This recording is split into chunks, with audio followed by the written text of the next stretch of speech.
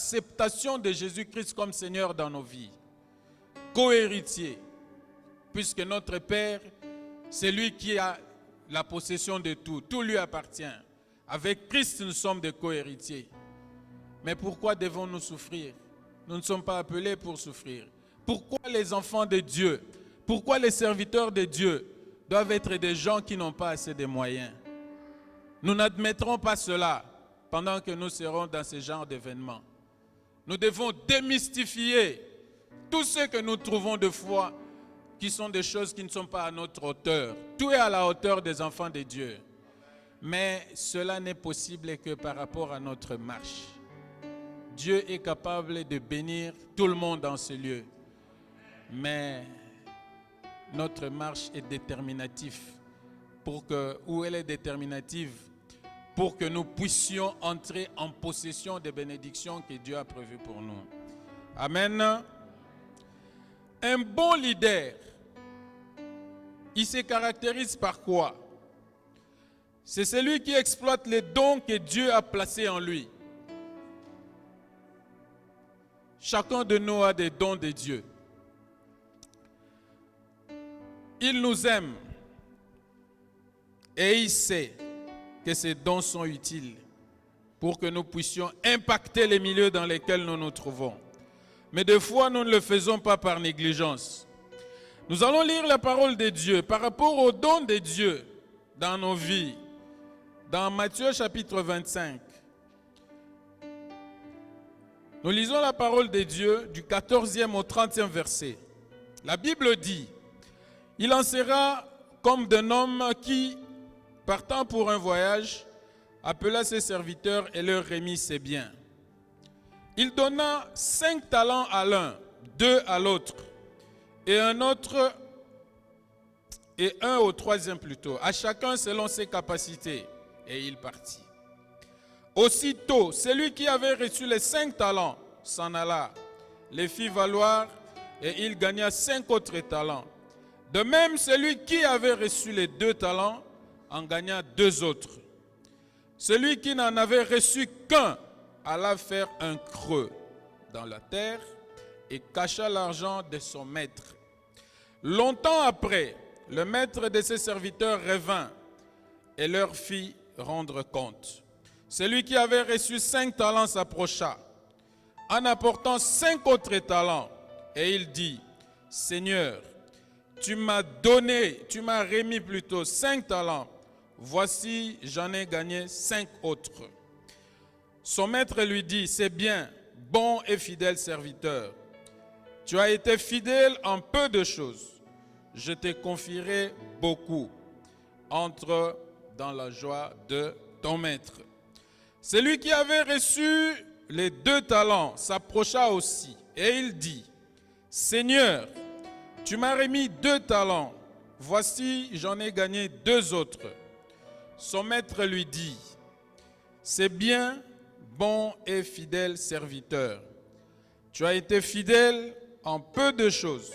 Je t'en confierai beaucoup. Entre dans la joie de ton maître. » Celui qui n'avait reçu qu'un talent s'approcha ensuite et il dit, « Seigneur, je savais que tu es un homme dur, qui moissonne où tu n'as pas sémé. Que tu es un homme dur qui moissonne... » Mes lunettes, excusez-moi.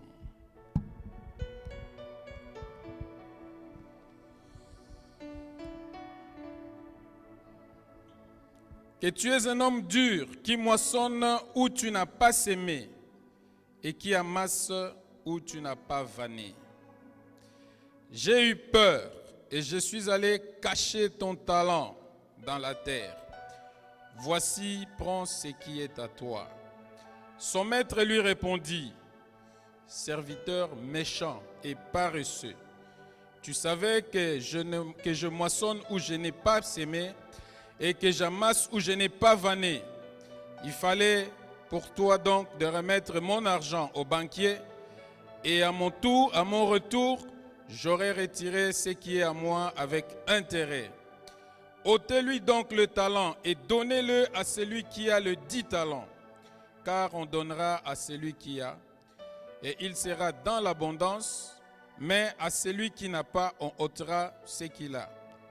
Et les serviteurs inutiles, jetez-le dans le ténèbre du dehors, où il y aura des pleurs et des grincements des dents. Alléluia. Bien-aimés dans le Seigneur, ici, la Bible nous parle de la parabole des talents. Les talents, c'est Dieu qui donne. Ce sont les dons. Mais quand tu as reçu les talents, tu dois savoir les exploiter. Tu as les talents, mais tu es dans la peur. Tu te dis, mais est-ce que je peux faire? La peur ne vient pas de Dieu. La peur vient de Satan, le diable. Il nous inculque cette pensée pour que nous ne puissions pas évoluer dans ce que Dieu a placé en nous. Notre Dieu est là puisque ce qu'il a mis en nous, il sait qu'un jour, nous devrions rendre compte. Si nous n'avons pas fait ce qu'il nous a demandé de faire, les comptes ne seront pas à notre faveur. Nous devons savoir exploiter les talents que Dieu a placés en nous. Un leader qui a été détecté par Dieu ou par un autre leader, puisque le leader de leader, on nous a dit hier soir ici, c'est Dieu. Moïse était leader, mais il était leader au service de Dieu. À un certain moment, il se disait, mais il est fatigué, il faut choisir quelqu'un d'autre pour conduire le peuple d'Israël. Il a demandé au leader des leaders de lui donner quelqu'un pour qu'il conduise le peuple d'Israël. Il lui a dit, je te donne Josué, le fils de Nun. Prends-le, exploite-le, utilise-le. C'est puisque Dieu savait que dans Josué, il y avait des talents. Et ces talents devaient être coachés par quelqu'un. C'est comme ça qu'il a placé au service de Moïse. Et il a fait son travail. Il n'a fait que appliquer ce que Dieu a donné comme instruction. Et les choses avaient évolué. Nous aussi, nous avons besoin d'être coachés. Nous avons besoin de gens qui ont de l'expérience. De gens qui ont travaillé. De gens qui sont là, qui savent nous dire, voici ce que tu peux faire. Nous avons par exemple dans cette église, le pasteur Jacques, qui a donné lui-même un témoignage hier. Il a dit qu'il a vu dans Elior des talents, des capacités. Et il s'est dit, celui-là, il faut l'encadrer. Et il a commencé à l'encadrer. Aujourd'hui, il est parmi les jeunes qui sont en train de faire la fierté de l'église. Il est là, il travaille pour le Seigneur. Et celui-là, ne vous dérangez pas. La bénédiction ne sera que derrière lui. Les gens sont en train de dire, le bonheur et la grâce m'accompagneront tous les jours de ma vie. Mais ça ne va pas accompagner que celui qui ne travaille pas pour Dieu. Tu travailles pour Dieu. Ton salaire, c'est tout ce que tu lui demandes.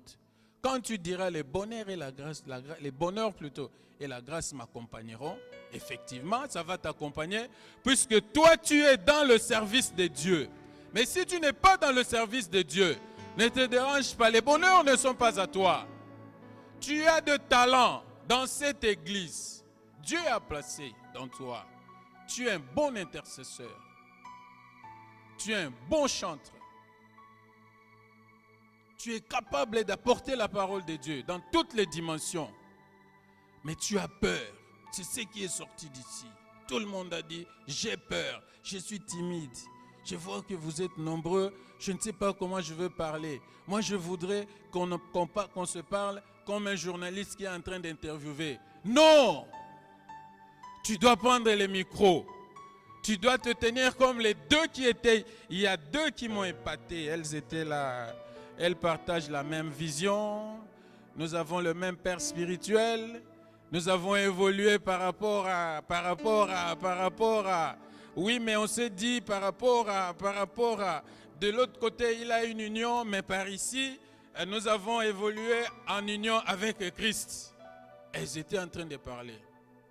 Elles ont commencé l'année passée. C'est sans crainte. Elles n'ont pas eu peur. Elles ont vaincu cela. On a besoin des jeunes, des jeunes. J'ai commencé à travailler à 25 ans. J'ai 25 ans de travail. J'ai commencé sans rien. On peut deviner mon âge. C'est simple. J'ai commencé à travailler à 25 ans.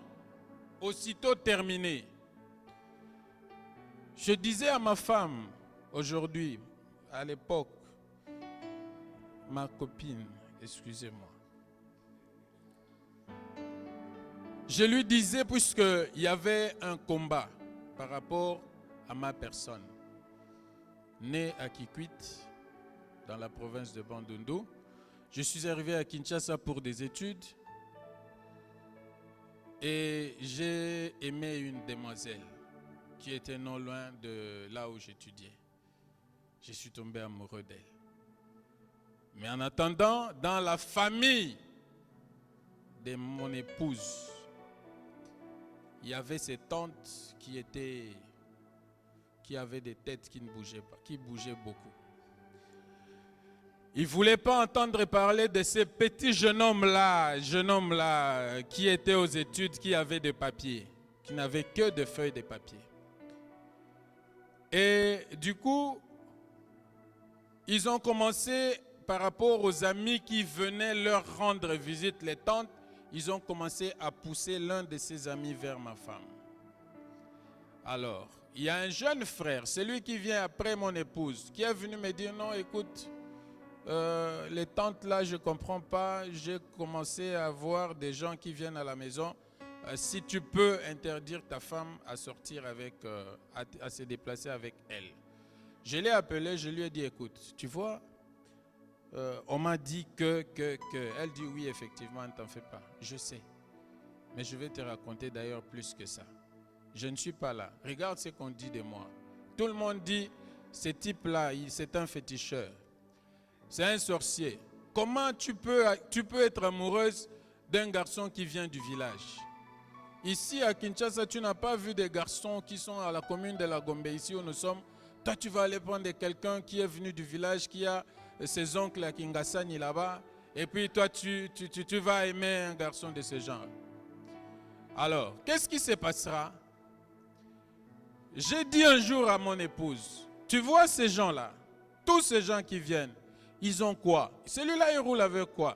Oh, une Peugeot 504. J'ai dit, Peugeot 504, aujourd'hui nous sommes à l'ère des Mercedes 500. Ça, c'était vers les années 94. J'ai dit des Mercedes 500 coupés et eux, ils sont encore dans des Peugeot 504. Ne te dérange pas. Quand j'aurai leur âge, je serai millionnaire. Mais je n'avais rien. Est-ce que vous pouvez vous imaginer ça?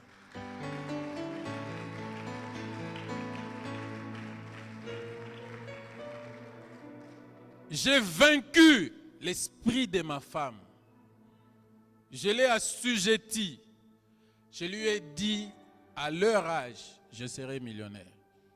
J'ai dit, c'est quoi, 45 ans? Ils ont quoi, 45 ans? Moi, j'ai 25. Bon, ok, ça va. Tu me donnes 20 ans, je serai au-delà même des millions. Comme c'était un défi, puisqu'avec Dieu, des fois, nous devons évoluer par rapport aux défis. Il y a beaucoup de matières à exploiter. Il y a de quoi parler à la jeunesse. Je suis un fruit de la jeunesse. Et je sais les ambitions, je connais les ambitions de la jeunesse. Et je suis un bon encadreur de la jeunesse. Je dirais que j'ai plus de 80 jeunes qui travaillent pour moi. Et j'ai 139 employés, parmi lesquels plus de 80 jeunes que j'encadre. Il y en a qui sont bons, il y en a qui ne sont pas bons, mais on fait la route ensemble. Toujours dans l'esprit, Christ au centre de nos affaires. Vous n'êtes pas chez moi en train de travailler, que vous soyez musulman, que vous soyez, je ne sais pas moi, bouddhiste, mais vous êtes chez moi, vous devez vous soumettre à la parole de Dieu. Je ne commence pas le travail le matin sans pour autant que l'on ne fasse la prière. On a plus d'1 heure de prière. J'entre même dans les heures de service. Je commence le travail au Congo, commence à 8 heures. Je commence la prière à 7h30. Je peux aller avec cette prière jusqu'à 8h40, même jusqu'à 9h. Je m'en fous. C'est une dîme que j'offre à mon Dieu par rapport à mon temps. Mais laissez-moi vous dire que ce temps-là, il est payé. Les travailleurs, s'ils sont 80 ce jour-là, puisque les autres sont en déplacement avec des véhicules pour aller déposer les carburants dans les stations-service à l'intérieur du pays. Alors, ceux qui sont là, qui sont en train de passer le temps devant Dieu, si c'est 1 heure multipliée par 80 personnes, ils n'ont pas travaillé, mais ils sont en train de prier Dieu. Pendant ce temps, pour la société, je prends l'argent, je donne. Puisqu'il n'y a pas 1 heure de non-travail. Non, c'est 1 heure de travail, mais en présence de Dieu. Je ne sais pas si quelqu'un me comprend. C'est-à-dire que Dieu doit être au centre de toutes choses. Il a donné des talents à chacun de nous tels que nous sommes là. Nous sommes capables de faire beaucoup. Nous ne sommes pas là pour chaque fois aller avec des demandes d'emploi. Non, mais voici, voilà. Non, j'encourage ceux-là qui sont sortis de cette prison. Il y a de quoi sortir. Et on est capable de faire beaucoup. Nous pouvons faire beaucoup dans nos vies. Tout cela n'est possible qu'avec Dieu. Amen. Amen. Bien-aimés dans le Seigneur, en dehors du fait que Dieu a placé des talents en nous, ces talents que nous devons exploiter. Mais quand on est leader, on doit être au service des autres. Quelqu'un a dit en ces lieux, parmi les jeunes qui sont passés, il a dit, moi, je travaille, ça ne marchait pas, mais il faut savoir que si vous travaillez, vous ne devez pas toujours être derrière l'argent. C'est ce qu'il a dit. Vous ne devez pas toujours être derrière l'argent, puisqu'à un certain moment, les choses ne peuvent pas marcher non plus.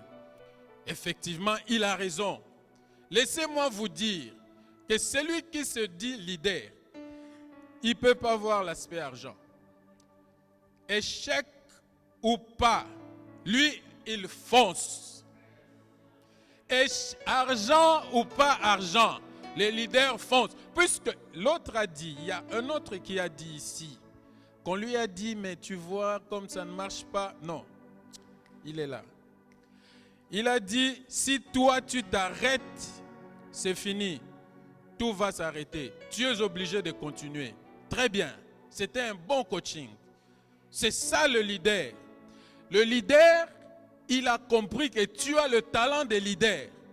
Et il a dit, si toi tu t'arrêtes, tout le monde va s'arrêter puisqu'il n'y aura personne qui prendra la relève. Voilà pourquoi Moïse a demandé à ce que l'on choisisse, que Dieu choisisse quelqu'un d'autre pour conduire les enfants puisque lui-même commençait à se sentir bloqué.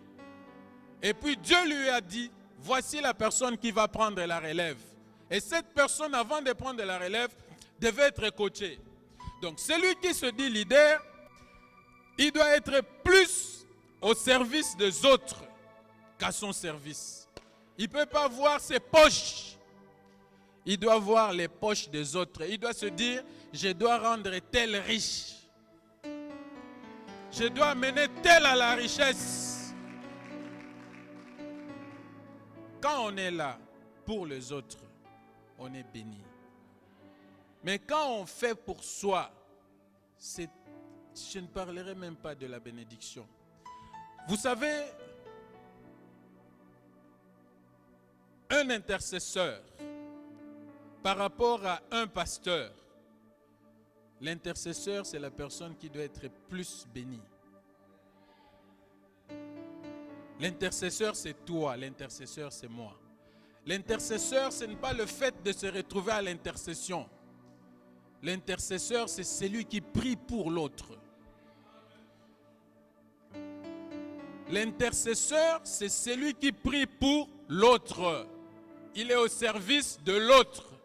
Il ne voit pas son intérêt. Il n'a pas d'argent, mais il prie pour que Dieu donne l'argent à l'autre.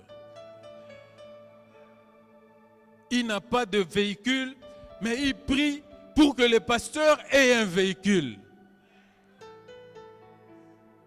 Il est là, le pasteur est devant, il est en train de prier pour le pasteur.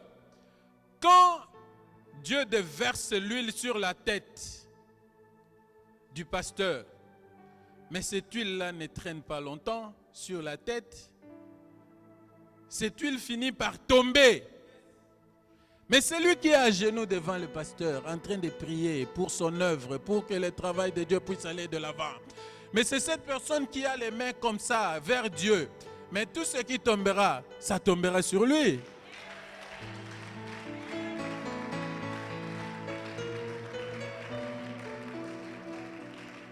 Alléluia. Il y a de quoi, bien-aimés dans le Seigneur, de se dire que nous ne sommes pas là pour nous, mais nous sommes là pour les autres. Nous connaissons tous l'histoire de Jésus-Christ. Il est venu, non pas pour lui, il est venu pour sauver l'humanité. Le ténèbre était partout sur la terre. Le péché ou le mal avait atteint un niveau impossible. Dieu a cherché à réparer le tout par tous les moyens. Il y a eu des déportations, il y a eu même des déluges. Mais l'humanité ne voulait pas changer. Il s'est décidé de descendre lui-même. Quand Jésus-Christ est arrivé, il savait qu'il était Dieu. Mais Dieu manifestait dans l'homme, puisque Dieu est esprit. Pour que notre Seigneur se manifeste, il devait s'incarner dans un corps humain. C'est ce corps-là que nous on était en train de voir se déplacer. C'est Jésus-Christ. Mais Jésus n'a pas dit que comme il est entré dans moi, il est dans moi, que je m'accapare de cet esprit et que je devienne comme lui. Non. Il est resté obéissant. Il s'est soumis jusqu'à la dernière minute. Mais au finish, il a reçu le nom qui était au-dessus de tous les noms. Il a accepté. Jésus-Christ a accepté de souffrir, puisqu'il devait prendre le péché qui était dans l'homme pour que lui devienne péché, afin que l'homme soit sauvé. Amen. Nous sommes là, nous devons copier notre Seigneur Jésus-Christ. Le leader, c'est celui qui reste au service des autres. On ne peut pas être devant en train de courir pour soi, non. Le leader dit, je vais mourir pour une cause. Ce sont ces gens qui sont derrière moi. J'aimerais voir ces gens, comment dirais-je, être délivrés, mais que moi je meure. Ça c'est le leader. Le leader ne peut pas, quand il voit les armes devant lui, dire, oh, moi je ne vais plus rester là-bas, sinon je vais mourir. Tu dois sacrifier ta vie pour que les autres soient dans le bonheur. Ça, c'est parmi les caractères d'un leader. C'est difficile, je sais. Mais je sais qu'avec Dieu, tout est possible. On choisit un député. Ah, élection législative. Le député, il sort. Il dit l'élu du peuple. Élu du peuple. Quand il va à l'hémicycle du palais du peuple chez nous là-bas, c'est pour aller défendre Kabea Kamwanga ou défendre la population de Benadumbi ou la population de Matadi ou de Boma. Il est à l'Assemblée nationale. Il n'est pas là pour lui. Il doit parler au nom du peuple, puisque c'est la personne que le peuple a choisie pour le défendre, ce peuple-là. Pour défendre ce peuple au niveau de l'Assemblée nationale. Donc, un leader, c'est celui qui est là, non pas pour lui, mais pour les autres. Amen. Nous avons un troisième caractère de leader. Le leader doit être une source de bénédiction pour les autres. Il est au service, tu sers, tu es en train de travailler, mais les gens peuvent aussi être en train de travailler sans pour autant qu'ils ne soient bénis. Ils peuvent être derrière un leader, ils le suivent derrière, mais en soi, il n'a rien. Un leader chrétien, c'est celui-là qui doit être une source, puisque la bénédiction vient de l'Éternel. Il doit être une source de bénédiction pour les autres. C'est-à-dire dans l'exercice de ses fonctions. Il doit savoir qu'il a intérêt à apporter la parole de Dieu. À apporter la parole de Dieu chez les personnes qui sont en train de travailler avec lui. Puisqu'en apportant la parole de Dieu, c'est en ces moments-là que la bénédiction de l'Éternel peut suivre tous ces gens-là. Si nous ne sommes pas avec Dieu, si nous ne sommes pas en train de travailler avec Dieu, nous risquons de ne pas être bénis. Même si nous sommes dans un mouvement où les gens sont en train de se dire c'est le moment pour nous de gagner. Non, c'est le moment pour nous de voler. Mais ce n'est pas le moment pour nous d'être bénis. Puisque tout ce qu'on a n'est pas forcément une bénédiction. Le diable donne. Mais quand il donne avec la main droite, il attend avec la main gauche de retour quelque chose de vous. Il te donne $1 million aujourd'hui, mais il te bloque la progéniture. C'est plus qu'$1 million. Il te donne $10 millions, il transforme la vie de tous tes enfants. Ta femme et toi-même, il t'attend au tournant. Le jour où tu te décides de quitter le milieu dans lequel tu te trouvais, il te dit, oh, je te retiens. Si tu oses, tu vas mourir. Dans la peur, tu cours vite chez les pasteurs. Tu vas donner ton travail, tu vas donner encore un travail au pasteur. Non, voici les problèmes que j'ai. Mais quand le pasteur était en train de crier, comme celui qui criait dans le désert, je suis la voix qui crie dans le désert. Aplanissez les voies du Seigneur. Il était là, en train de crier dans le désert. Mais les pasteurs aussi sont là, en train de crier pour que le peuple soit béni. On a besoin de voir le peuple être béni. Le peuple de Dieu ne peut pas souffrir. Les enfants de Dieu sont ceux-là qui doivent marcher et vivre dans le bonheur. Alors, ce bonheur, si on met en pratique tout ce que nous sommes en train de faire maintenant, si nous devons appliquer la parole de Dieu, bien-aimés dans le Seigneur, dans notre travail, si nous sommes dans la droiture, la bénédiction sera notre partage. Donc si vous êtes leader, vous devez savoir apporter ou amener les autres, ceux-là que vous dirigez, à la bénédiction. Par rapport à votre parole, par rapport à votre conduite, par rapport à votre marche, les gens doivent être bénis. Si vous êtes dans une église et que vous n'êtes pas béni, vous avez un père, mais les enfants ne sont pas bénis, vous devez demander l'état d'esprit, l'état d'âme plutôt de votre père. Ça, je le dis, c'est venu par l'esprit. Ce n'était pas prévu dans moi. Si vous n'avez pas de bénédiction dans votre église, il faut demander l'état d'âme de votre père. Quand les enfants passent pour témoigner, nous sommes partis chez papa. Voici ce qu'il nous a dit. On a demandé l'argent. Il nous dit, je vais prier pour vous. Oh, quelqu'un d'autre dira, mais moi je viens pour l'argent. Lui, il dit, il va prier pour nous. Et il prie. À la fin, il dit, l'argent est entre vos mains. Oh, il faut être dans une église pareille. Puisque quelqu'un d'autre vous dira, attendez, je vais vous montrer comment vous allez gagner de l'argent. Il peut commencer à s'amuser avec la jeunesse. Et puis il prend l'argent à la fin, il donne. Et c'est fini, c'est parti, ça devient une pratique. Soyez là où on peut prier pour vous et vous dire que l'argent se trouve entre vos mains. Et que vous pouvez exploiter les talents que vous avez, les talents que Dieu a placés en vous pour que vous deveniez riches. La richesse, c'est entre nos mains. Mais c'est nous qui devons les saisir et c'est nous qui devons les exploiter. La richesse, c'est comme les talents. Ce sont des dons de Dieu que nous avons, que nous possédons, puisque nous avons accepté Jésus-Christ comme Seigneur et Sauveur. Comment pouvons-nous encore continuer à souffrir?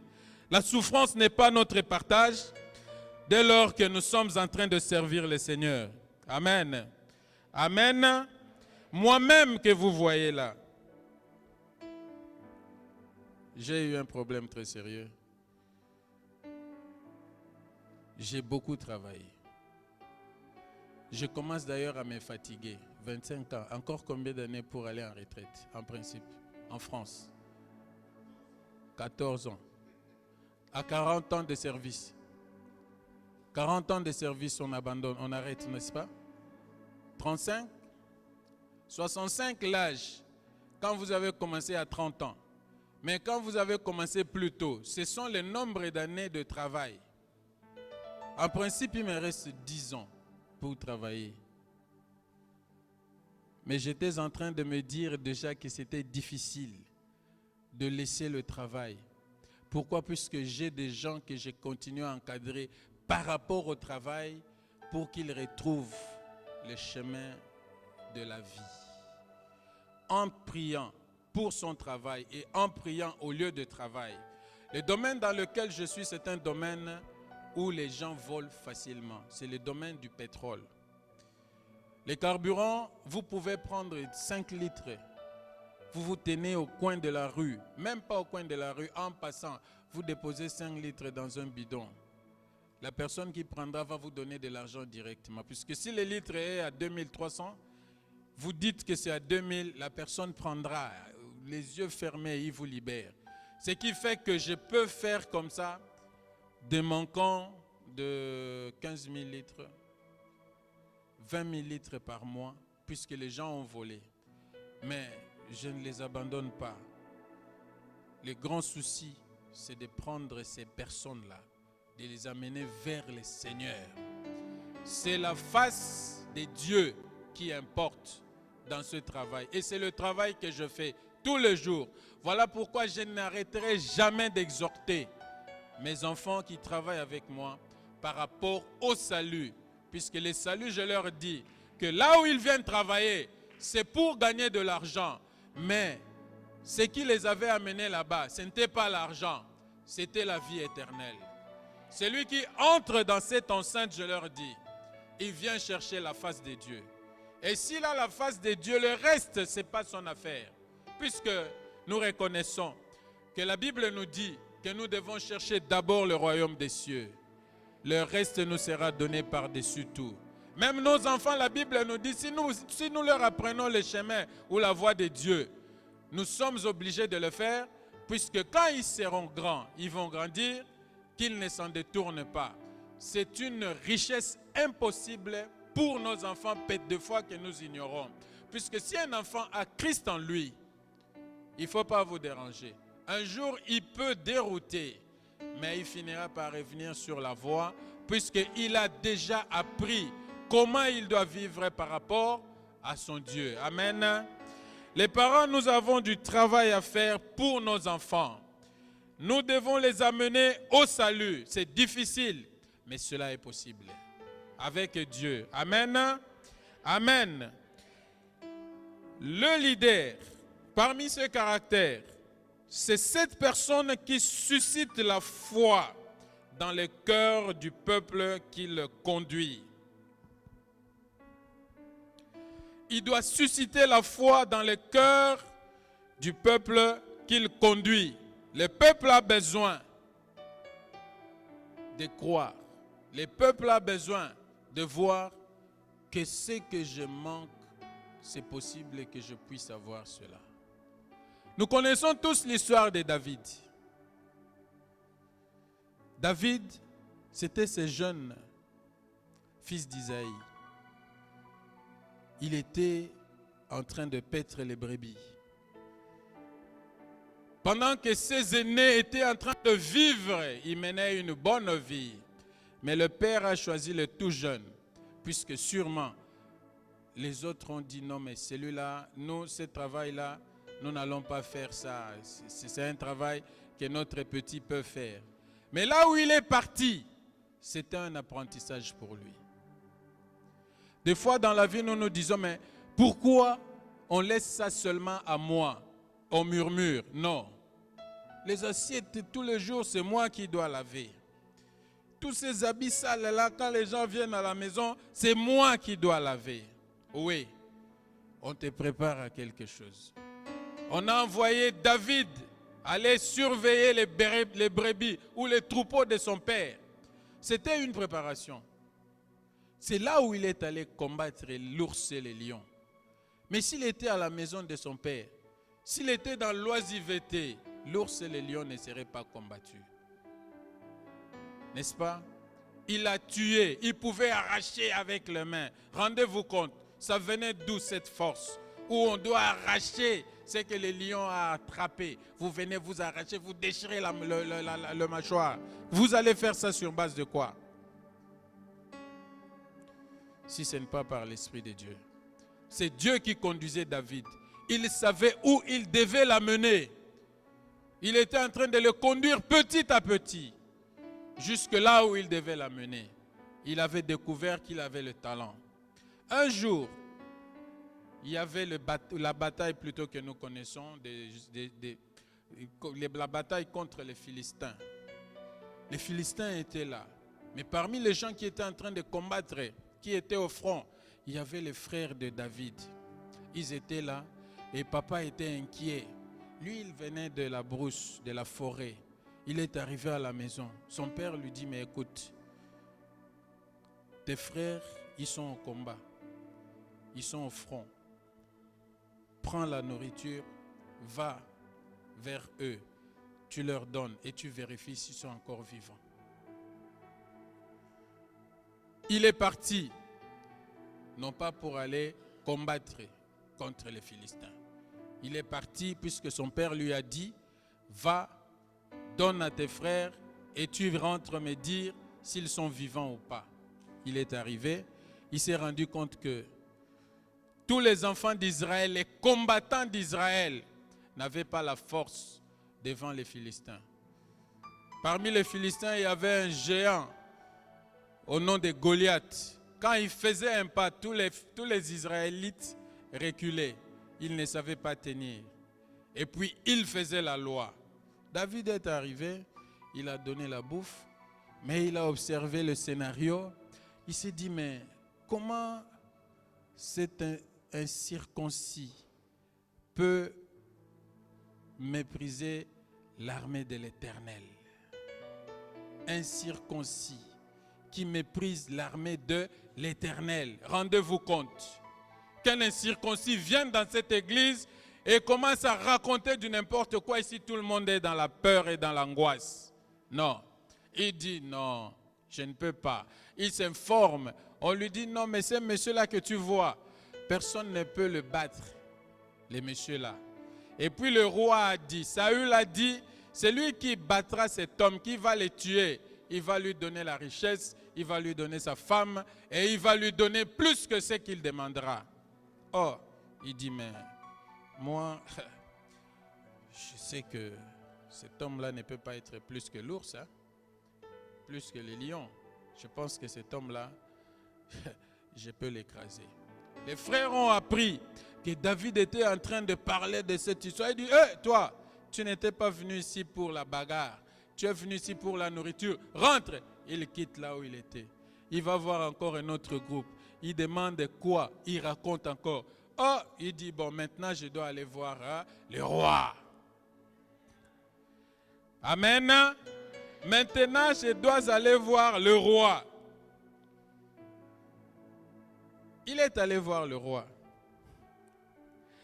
David dit au verset 32 de 1 Samuel 17 que personne ne se décourage à cause de ce Philistin. Ton serviteur plutôt ira se battre contre lui. Il a suscité la foi. Pendant que tout le monde avait perdu la foi. Mais il a dit, je vais aller me battre contre lui. Tout le monde était dans la peur. C'est ça le leader. Là où tout le monde a perdu la foi. Mais toi tu viens, tu injectes même une partie infime de la foi. Les paroles que tu sortiras, ça va remettre la foi. Puisque la Bible dit que la foi vient de ce que l'on entend. Et ce que l'on entend vient de la parole de Dieu. Tu trouves quelqu'un qui est dans une situation de détresse, tu commences à lui parler de Dieu. Bien-aimé dans le Seigneur, vous ne savez pas comment ça réconforte. Vous venez, vous commencez à donner des coups de marteau. Ah, mais tu sais, ces histoires, ça arrive toujours comme ça. Hein? Nous aussi, ça nous était arrivé. Bon, écoutez, toi, endure seulement, tu l'enfonces encore. Mais quand tu dis, écoute, le Seigneur sait pourquoi cela t'est arrivé. Et la Bible nous dit, dans toutes circonstances, nous devons les glorifier. Glorifions le nom de notre Dieu, puisqu'il sait que cela devait arriver aujourd'hui. Et vous savez quoi? Oh non, le malheur, il atteint souvent les justes, mais l'Éternel en délivre toujours. Considérez cela comme si c'était un passage par lequel Dieu devait t'amener. Il te fait passer là, mais le lendemain de ce jour, ça sera un lendemain de joie, de gloire pour toi. Soit dans la paix, soit dans la joie, que le Seigneur te fortifie. Oh, ça c'est la parole de Dieu. Quand quelqu'un a cette parole dans son cœur bouge et la foi revient. Puisque là, il commence à se dire, ah oui, mais c'est vrai, hein? Avec Dieu, c'est que tout est possible. Hein? Alors là, je suis sûr que les choses peuvent marcher normalement. Nous avons besoin que le leader soit là pour qu'il redonne la foi là où la foi a été perdue. Il doit être capable de dire aux gens des choses qui remettent en eux l'Esprit de Dieu. Puisque si on est perdu, le diable commence à jouer avec nous. Quand on vient dire, vous savez que cela pouvait arriver, comme c'est arrivé, c'est comme ça. Le diable dit, ok, ajoute encore. Oh non, tu sais, d'ailleurs, cette maladie-là qui a fait que ta mère parte, c'est une maladie qui est héréditaire. Tu dois aller chercher toi-même aussi à vérifier si cela n'a pas d'impact chez toi. Au lieu de dire, au lieu plutôt d'encourager, on est en train de décourager. La personne peut tomber malade en peu de temps et la personne peut partir. Pourquoi? Puisqu'il n'y a pas eu de parole de foi. On a besoin que l'on soit encouragé dans ce que nous sommes en train d'endurer par rapport à ceux-là qui nous dirigent. Les pasteurs doivent être derrière les fidèles de l'Église par rapport aux situations difficiles, puisque ce sont des leaders de l'Église. Ce sont des leaders plutôt des églises. C'est eux qui ont les brebis de Dieu. On ne peut pas dire que ce sont mes brebis. Ce sont des brebis de Dieu. Dieu les a placés à leur disposition. C'est comme Moïse ne pouvait pas prétendre être le roi d'Israël. Il n'était pas le chef des Israélites. C'est quelqu'un que Dieu avait choisi parmi pour qu'il dirige. Il dirige son peuple. Quand il parlait de son peuple, mais lui, il était quel peuple? Lui aussi était son peuple. Dis à mon peuple, puisque toi je t'ai choisi. L'homme de Dieu est choisi pour apporter la parole aux enfants de Dieu, aux brebis de Dieu. C'est ça le travail. Et ce travail-là, on l'assume jusqu'à la fin de sa vie. Amen. Il y a des hommes de Dieu en ces lieux. Il y a des entrepreneurs en ces lieux. Il y a des leaders en ces lieux. Cette parole est importante pour chacun de nous, pour que nous puissions transformer nos pensées. Nos pensées doivent être transformées. Nous ne pouvons pas rester dans des choses qui nous bloquent. Dieu a besoin de délivrer quelqu'un en ces lieux. Oh, que quelqu'un dise Amen. Que quelqu'un dise Amen. Dieu est amour. Il nous aime. Le cinquième point qui caractérise un leader, je dois aller vite. Le leader exerce une couverture spirituelle sur les brebis en les portant à cœur.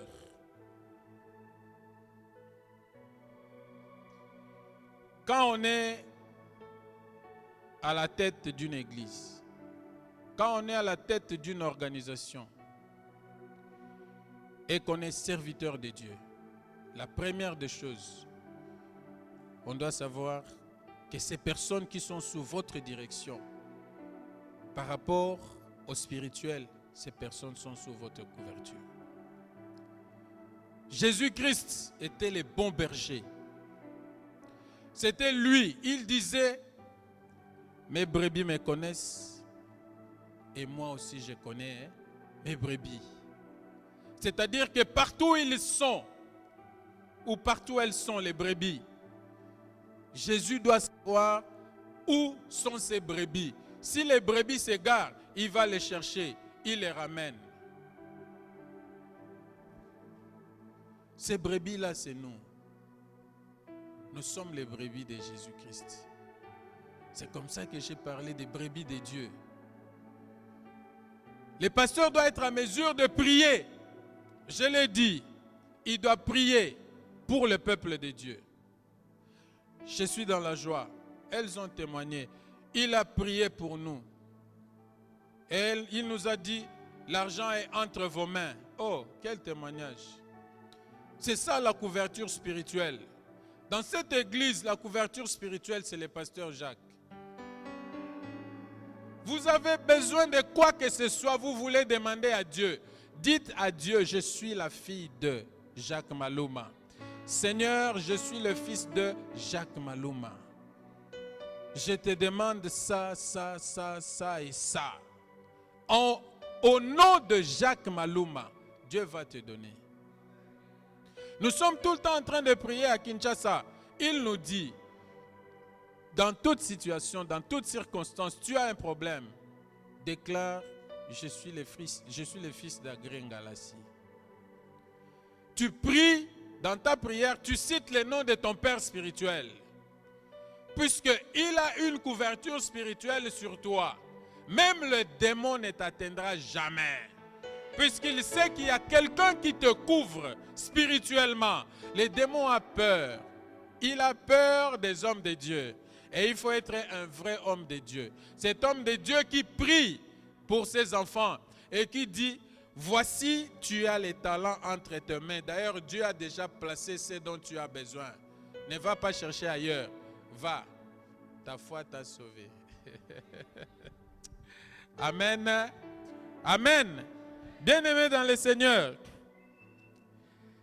c'est difficile que le diable nous attaque.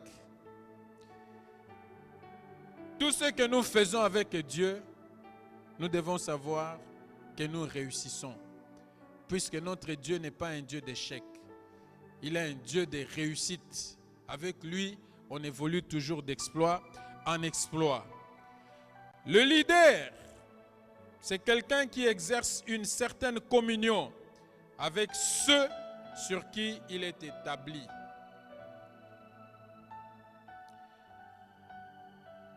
Je suis établi, responsable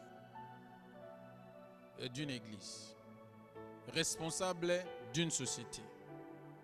Je dois savoir développer des mécanismes de communion avec les gens qui sont à ma disposition. Sinon, quand il y a des divergences, je risque de ne pas bien faire mon travail. Ça, c'est sur le plan professionnel. Vous êtes élevé dans une société. Vous devez travailler avec tout le monde. Première chose, réunion de prise de contact. Vous réunissez tous les services. Vous parlez avec eux, vous les écoutez. Deuxième réunion, vous demandez à tous les services d'apporter ou de venir avec les problèmes qu'ils ont. Qu'est-ce que vous avez comme problème? Chacun de vous amenez ça lors de la réunion prochaine. Et ils viennent. Chacun présente son problème. Vous verrez les gens qui viendront avec des problèmes techniques, des problèmes sociaux, des problèmes de tout genre. Troisième réunion, vous demandez des pistes de solutions. Pas de vous, mais par rapport à l'Assemblée. Les gens qui sont venus avec des problèmes, vous leur demandez de donner des pistes de solutions.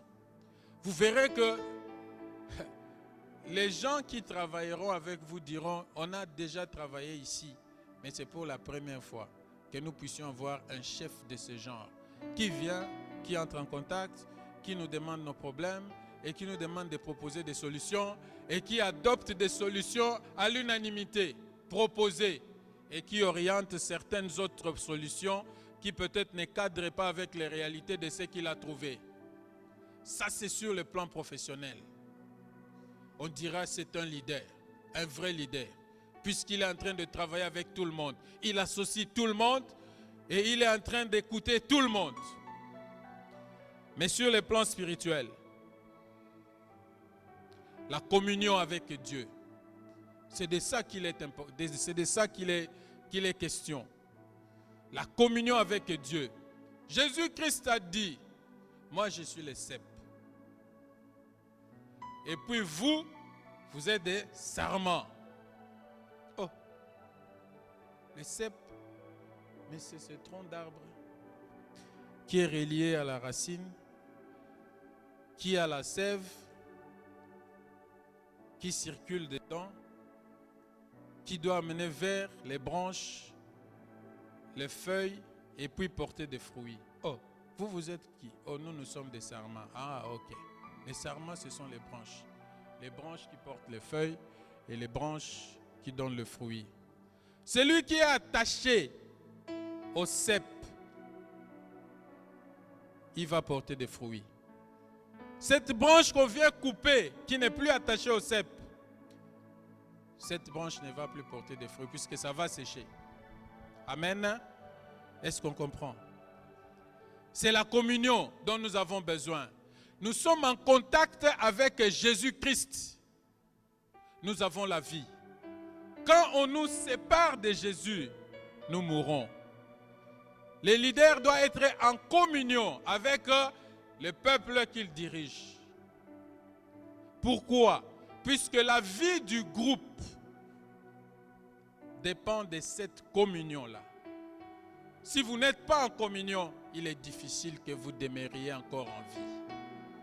C'est comme ça qu'un leader qui est en train de travailler, il doit savoir rester en communion avec tous ceux-là qui sont autour de lui, qui travaillent avec lui pour que la chose puisse aller de l'avant. Amen. Jésus dit, si quelqu'un m'aime, il gardera ma parole. Et mon Père l'aimera. Et nous viendrons à lui et nous ferons notre demeure chez lui. Nous n'avons qu'à aimer Jésus. Si nous aimons Jésus, c'est-à-dire que nous allons vivre en communion avec lui. Dans les affaires que nous sommes en train d'entreprendre, si nous avons Jésus, nous allons porter des fruits. Un frère a dit ici que les choses ne marchaient plus. Il ne nous restait plus qu'à prier. Nous avons commencé à prier. Et quand nous avons prié, Dieu a exaucé nos prières. Et puis le travail a redécollé. Ça, c'est la communion avec Dieu. Quand on est en communion avec Dieu, on vit des grandes choses dans les entreprises. Nous sommes ici en train de parler des expériences ou des caractères de leaders, puisque nous avons besoin d'évoluer dans nos entreprises. Nous sommes dans une séance de préparation des futurs dirigeants des entreprises, tels que nous sommes ici. L'entrepreneuriat, le leadership n'a pas d'âge. Quelqu'un a dit ça ici. Ça n'a pas d'âge. Il ne faut pas dire, oh, moi j'ai déjà 50 ans, j'ai 55 ans, j'ai 60 ans. Non! Tu commences. Tu es jeune. Tu es jeune de quoi? Tu es jeune de PDG Business. Puisque si tu ne l'étais pas, tu ne serais pas ici. Ta présence ici, c'est pour que tu deviennes entrepreneur, que tu deviennes leader et que tu te distingues dans les milieux dans lesquels tu vas entreprendre. Nous avons distingué par la grâce de Dieu. Mais cette grâce-là, elle repose sur tout le monde. Ne vous dérangez pas. Si nous restons en communion avec Dieu, nous avons la facilité de nous distinguer dans toutes nos entreprises. Jeunesse de PDG Business, ça ce sont vos opportunités. Vous avez besoin de saisir ces occasions pour que vous deveniez grand par rapport à vos entreprises. Amen. Le leader, il est légitime dans l'exercice de son activité.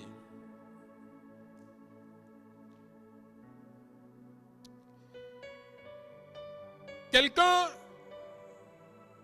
qui marche en allant au-delà des limites qui lui sont tracées, il n'est pas légitime. Puisque notre Dieu nous dit que nous ne devons pas aller au-delà du pouvoir qu'il nous a donné. Si nous savons que notre champ d'action s'arrête à tel endroit, c'est là où nous allons nous arrêter. Un leader n'est pas celui qui empiète les camps de l'autre. C'est celui qui reste dans le champ d'action qui lui est imparti, qu'on lui a donné par Dieu. il est dans tel champ et il va demeurer dans ce champ-là. Il ne peut pas aller dans le champ de l'autre pour aller chercher à marcher sur ce que l'autre était en train de faire. Là, ça ne marche pas. Ce n'est pas Dieu. Dieu nous donne à chacun des dons. Nous devons agir en fonction de cela. Ne faisons pas ce que Dieu ne nous a pas demandé de faire. Puisque ce qu'il nous demande de faire, c'est ce qui nous revient à nous. Le reste, ce n'est pas notre affaire. Lui-même, il s'en occupe. Amen. Le dernier point de ce soir, bien-aimés, c'est que le leader est sûr de lui-même. Il est confiant. On ne peut pas être leader sans pour autant qu'on ne soit sûr de soi-même, sans pour autant qu'on ne soit confiant par rapport à soi-même. Quelqu'un comme David, il vient, il commence à raconter son histoire au roi. Et puis il dit, cet homme-là, je vais l'abattre. Pendant que tout le monde était là, toute l'armée était là, l'armée ne pouvait pas battre cet homme-là, ce géant Goliath, cet incirconcis. Mais lui se dit, il dit au roi, je vais aller, je l'abattrai. Il est confiant en lui-même, c'est-à-dire qu'il n'y a pas d'obstacle devant lui. Un leader ne peut pas avoir peur des obstacles. Quand il s'engage, il fonce. Quand il commence, il évolue et il doit achever.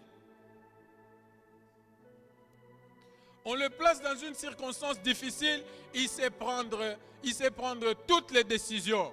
Et puis, il sait prendre aussi toutes les positions. Il s'est orienté. Et il s'est donné la dernière solution. Ça, c'est un leader. Il ne peut pas abandonner. Il doit aller de l'avant. Le leader doit être confiant. Tu dois être sûr. Tu te dis, moi, ça, je vais réussir. Ça, je vais réussir. Là où les autres ont échoué, toi, tu réussis. Tu réussis pourquoi? Puisque tu as associé Dieu dans tes affaires. Ça, c'est le leader chrétien. Nous avons besoin de voir des jeunes évoluer dans la crainte de Dieu, marcher avec Dieu, marcher dans la confiance totale par rapport à eux-mêmes et marcher par rapport aux objectifs qu'ils se sont assignés. Puisque quand on commence, on sait que l'objectif que je dois atteindre, c'est celui-ci. Et tu demeures dans cette lignée jusqu'à ce que les choses par rapport auxquelles tu aspires, que ces choses arrivent et s'accomplissent dans ta vie. Nous sommes dans la joie que nous soyons arrivés à ce point. Mais dans tout ça, nous devons dire une chose, que notre Dieu est là, il est avec nous. Il ne nous abandonne pas dès lors que nous nous soumettons à lui. À chaque fois que nous avons un problème, notre premier interlocuteur, c'est notre Dieu. Même celui qui est à côté de toi, méfie-toi de lui. Puisque quand tu lui dis tout ce que tu as comme problème, ne te dérange pas. Tu peux lui dire, ne raconte rien à personne. Mais quand il te dira oui, quand il sortira, la première des personnes, il dit, écoute, ce que je te dis, ne raconte à personne. Puisque quand on m'avait dit, ne dis à personne. Je l'ai dit seulement à toi, puisque toi, on se partage beaucoup d'histoires. Et puis cette personne-là qui prendra cette parole-là, quand elle va faire son mouvement, elle va rencontrer son pire aussi, comme on dit. Et puis il dira, non, écoute, tu vois, Angèle a eu tel problème. Elle a dit ça à tel. Et puis elle m'a dit, ne dis à personne. Et puis moi aussi, je te le dis, ne dis à personne. Et puis ça va partir de la France pour la Belgique, ça va aller en Espagne, je ne sais pas, à Kinshasa, comme là, il y a des radars. Et puis c'est tout le monde qui est au courant de votre problème. Mais si vous confiez votre problème à Dieu, ne vous dérangez pas. En dehors de lui, il n'y a personne d'autre qui sera au courant de ça. Voilà pourquoi un leader, c'est celui qui sait aussi se confier en son Dieu dans toutes circonstances de sa vie.